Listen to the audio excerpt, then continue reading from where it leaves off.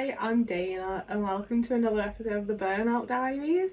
I initially started this with like sampling tea and then I forgot about doing that because I'm in burnout. I'm also highly unsure about this angle, but I don't have the energy to fix it. And like, you can see me, I'm here, it's working. So for anyone new, Burnout Diaries is just a little series of videos that I'm doing when I don't really have the energy to talk about a proper topic and make proper points because I'm experiencing burnout, and I quite often dissociate and blank out on the things that I'm experiencing during burnout, and then when I'm out of it I'm like, I dealt with it and it's fine. And I would like to know what actually goes on in my life and in my mind at some point. So we have this little series going on so that I actually remember what burnout is like. And I had a friend send me a package from America with all of these like American things, and I love it deeply. It being Americano, I suppose, unfortunately. The best month of my life was while I was in America, so I've got a big gulp of country time pink lemonade with ice, and I'm a little bit scared to try it because I really love the normal lemonade. I bought back like 5 different cartons of it that are completely gone.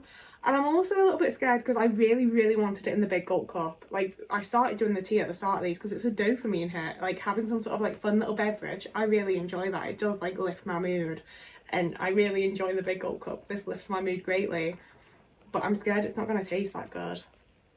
And it's also, I read the label and I think this cup might be like 200% of my daily sugar allowance. Or like recommend. Oh, that's the shit. That is truly the best month of my life was when I was in America. So like the flavours, the exact flavours that I had while I was there bring back so many just like good times and good memories and good feelings. I've got pickle chips, I've got my proper lemonade. We have pink lemonade in the UK. It does not taste like this. It's not the same. That was a lengthy intro, I'm sorry. I love it. What I wanted to talk about today though is just feeling unable to connect with people. This is largely inspired by one person made a video about it on TikTok that's been getting spread around a whole bunch, but it just made me really reflect on my experiences and where I'm at in life, I suppose, and stuff like that. Because it is one of those things where like I'm in a position right now where more so than ever I could really do with some community and people that could help me out, you know, someone that could like help me with my dishes, help me cook a meal, like just little bits like that. And I've had points in my life when I would have had those people that I could have called on that would have come over and helped me with it. Like, I think it's quite a typical autistic thing that we struggle to like maintain relationships and to keep things going and things like that. But it's also a case of a lot of my like friendships and those types of relationships have ended because I've felt like, so I'm gonna have to explain it by going like chronologically, as often helps. I'll meet people and we connect really well and I'm like, oh, I like this person, I think we're going to be friends. We initiate different hangouts, we do this and this together, we seem to align on like moral and ethic views, like this seems like a good connection. And I'll get like reasonably close with them, and I feel like I sort of weird out a lot of people when I get to a certain level of closeness because it's like I'm comfortable around you now and I'm being myself, but I feel like there's a level of connection that arrives in friendships when it gets to that level of closeness that it doesn't happen with me. It doesn't work. It doesn't seem to matter how close I get to people or how well I get to know them. It remains quite like I just don't connect, you know? Like, I'll know all sorts of things about them and everything on paper says that like we should be really good friends, and I've had the situations where like we are really good friends, but I still just don't feel actually connected, you know? And especially being autistic and having always been like the weird kid and stuff, I feel like I haven't had like a genuine proper connection with someone since I was like 17. Like, I absolutely think that I was a teenager. Like, looking back, there's one specific friendship that I had that I see as sort of like the end of me connecting with people almost, because that was the last time I had someone like just like we wanted to do the same things. Like, half the things that came out of my mouth was the thing that was about to come out of mine and vice versa. Like, it just, everything worked really smoothly and I felt like someone genuinely understood me you know? Because that's the thing, is like, I have people in my life right now that I really like and that are really, really lovely people and that really accept me.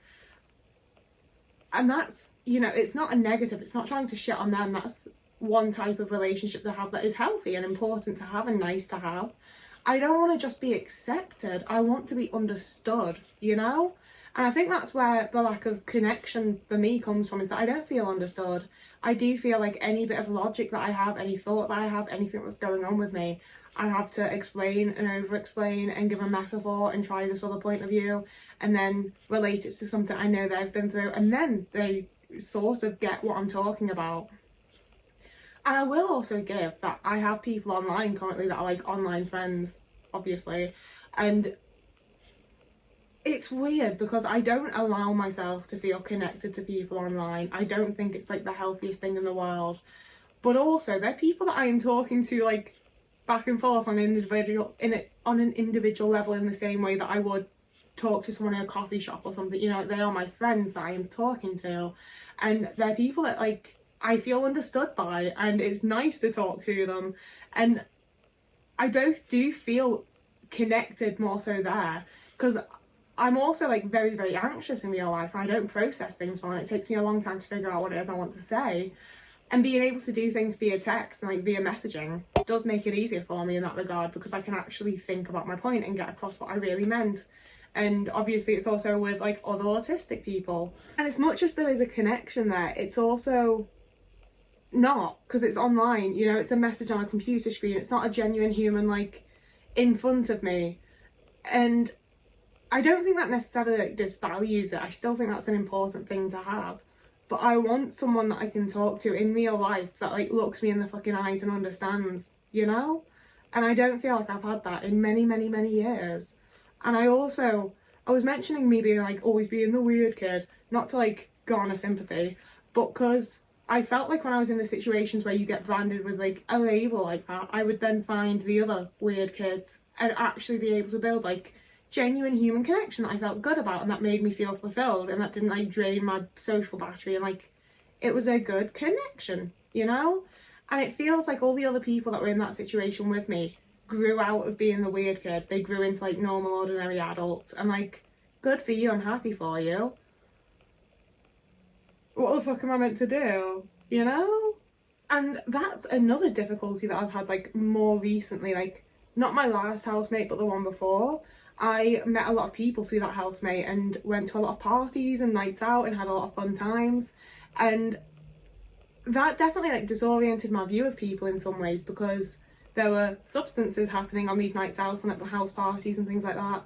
So I'd be sat in these rooms with people that were like spilling things they would never say while sober, and having these like really deep conversations and really connecting with each other, and I would be like, oh my god, we've connected, we understand each other on like a core human level, you know? And the next time I saw them, they were a completely different person because they were sober, or they were drunk instead of on this, or on this instead of on that. Like, you know, like the general situation of that evening specifically had changed, and all of a sudden that connection's not there anymore, and it's like it never happened, and there's a fair chance that they don't remember it at all. And I'm not necessarily like mad at the individuals for that happening, because like, you had a party, like you went to a party and had a night out and had a conversation with some girl in a room. Like, I get that not everyone is out there like searching for fucking human connection the way that I am, but it also sucks to have that happen from my perspective, you know? And it has felt very, very, very discouraging over the last like year and a half at this point, where I've like, with some degree of semi-consistency, less so the last like 3 months because I'm just really fucking burnt out. But I had a good period of consistently like putting myself out there and going to different events and going to different nights and like doing things and trying to meet people and talk to people and get people's numbers and invite people to things and initiate hangouts and initiate this. And it's just so fucking disheartening and discouraging to be consistently sending out texts to people and having like people be like, oh, I'll get back to you, I'm busy this week, I'll get back to you. And no one fucking gets back to you. And it's like, I've already initiated here. It's not my job to like run around after you and like prompt you again and again and again. And also, I assume you don't fucking like me that much and don't want to hang out that much, you know? And that's fine. I'm not someone who's ever wanted a pity hangout. I would way rather people just like no, I don't want to. You know, like, okay, fair. I don't have to keep putting this energy in and thinking about it and worrying about it and being like, do they like me or not? Just tell me you don't want to fucking hang out. But people don't do that. They just do the whole, like, I'll get back to you, and it never happens. I don't know if it's a genuine, like, life's gotten a bit on top of you. You're burnt out too. Like, the capital, like, the world we live in is stressful. I get it. But I don't know if it's that or that they're putting it off so they don't have to because they don't like me. And then even when I have built connections and, like, connected with people and felt good about things, like the housemate that I mentioned, I think it was like 4 months later that I was like, I started having all these situations with them where I was like, oh, you're massively not the person that you led me to believe you were. And I take people by their word, and I'm really quite, like, naive, I suppose, in a lot of ways. I try really hard to give people benefit of the doubt and to believe the things people say and things like that. And the things, at least for the people that I've been in contact with over the last couple of years, the way that people say they are vastly different to the way that they actually are. And it's kind of been devastating to me each time I've realised that this person that I thought I was connecting with and I thought understood this and this and this about me because they like had these situations or this or that. It's not there. They like, just realising someone is not who you thought they were, and they are now showing you who they are, and the connection is not there. They just forced it for whatever reason. And I haven't gone into detail about this, but the housemate that I've been talking about this whole time, like, he used it to initiate sex, which obviously I read as a further, like, human to human connection, which it wasn't. But someone could have fucking told me that, you know? Like, so minimal. Like, that's the thing as well. We had a lot of communication, and he just lied to me to, like, have the situation progress in the way that he wanted it to. And all that being said, like, it's really sad to me to think about how many connections I felt like I had throughout my life that I've fallen apart, that I've grown out of, that have just not lasted, you know? And it does make me not a very, like, trusting person. I don't really, like, as much as on the one hand I do desperately want human connection, I want to feel like someone, like, understands me and, like I'm a part of something that isn't just me, you know? Like, that's a bit grand. I just want someone to, like, fucking talk to me and feel like they understand me and be able to look in their fucking eyes, you know? Like, that's all I fucking want. I feel like it's been so long since I made any sort of comfortable eye contact with someone, and, like, I'll give, like, I get that I'm fucking autistic and most eye contact isn't comfortable, but I've had a handful of people across my life that I liked making eye contact with, I liked looking at them, I liked being seen by them, and I miss having that. But at the same time, all the people I had that with, like, that specific feeling, all the people I had that with, like, fucked me over in some way. I'm sorry. I've been very reluctant to ever be like, someone fucked me over, because it just feels so, like, everything's two sides, everything's got two parts. I definitely wasn't always perfect in the situations either. And it's like, yeah, but I wasn't like some people have just genuinely been malicious towards me just because they could, you know? And I haven't done that. So it doesn't make me all that trusting for it to happen again. It's the kind of thing where, like, there's definitely a handful of people I do think about on the regular, because I'm like, did I push that connection away? Did I, like, subconsciously see that, like, we could have developed, like, and that's the thing, it makes it sound like I'm talking about a relationship, because I don't feel like people take friendships all that seriously. But also, I do feel like there should feel like there's a connection in friendships, and there should be, like, a progression to them and stuff, you know? And there's definitely been some people that have been, like, more initiative with me and, like, tried to, like, welcome me into things that I do think I've sort of subconsciously been like, no thank you, because that puts you into a position where you can hurt me like other people have. If it's still surface level and just, like, not that deep, I don't care if you turn out to not be the person that you've made me think you were or whatever. If I start to care about that person and I find out that was a mirage, then that's going to upset me. So if I just don't let that happen, it can't upset me. And that's not a good way to be living and thinking about people. And I don't really know what to do about that, because it's another one of the autism things where, like, a lot of therapists are like, oh, but why do you feel like that? And it's like, because it keeps happening, love. I know it seems, like, illogical and strange to you, but, like, this is the pattern that keeps playing out for me in my life. Yeah, I think that's the main difference between my normal videos and these ones, is that a lot of the time I try to have some sort of view of, like, and we can accommodate like this, and we can fix it like this. And my burnout videos are just like, I don't know what the fuck I'm meant to do about it. I'm just sitting here with it and dealing with it, and I suppose in some way we'll get to the other fucking side, but I don't know how, and I don't know when. And I don't enjoy many things right now, other than this fucking incredible lemonade. It does at least look like it's stopped raining, so I might go and enjoy this. There's not going to be any fucking sun, is there? I'm not going to lie to you. I'm not going to go and enjoy it in the sun, but I might go and sit outside so that I feel like I've gotten some fresh air at least. While I drink double the amount of sugar I need for an entire day. That's the video. I make content like this and about autism, and I'm trying to incorporate some more like artsy fun stuff because I've been doing more artsy fun stuff and I like it. So you're gonna have to deal with seeing more of that because it's coming. If you like it, you can subscribe to stick around. It'd be really nice if you did. I do really like getting subscribers, to be fair. You can also comment to make me feel less alone. That's also really nice, but you don't have to. I say things like that and I'm like, I don't mean to actually pressure you. You don't actually have, like, literally, as a human adult in this world, you don't actually have to do anything you don't want to do. And like, sometimes there'll be consequences to that. Like, if you don't go to work, you're probably not going to get paid.